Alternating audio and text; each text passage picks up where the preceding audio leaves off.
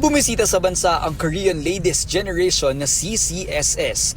Mula sa 7 orihinal na miyembro ay 4 ang nakasama sa kanilang Manila Tour. Ito ay sina Mi Sun Kim, Jong Sok-yu, Shin Ji-gyun at Yoon Kyung Park. Nabanggit ng mga Korean kung bakit gusto nila sa Pilipinas ay dahil sa pagmamahal ng mga Pinoy sa musika, ramdam daw nila ang magiliw na pagtanggap ng mga Pinoy.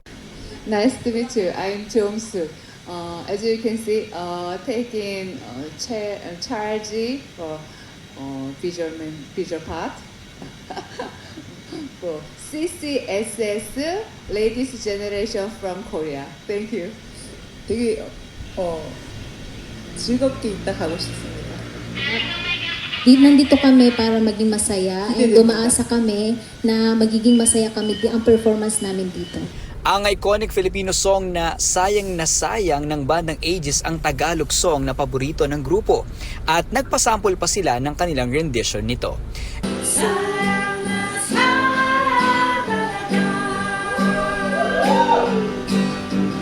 dati pa'y di maalala sa'yo.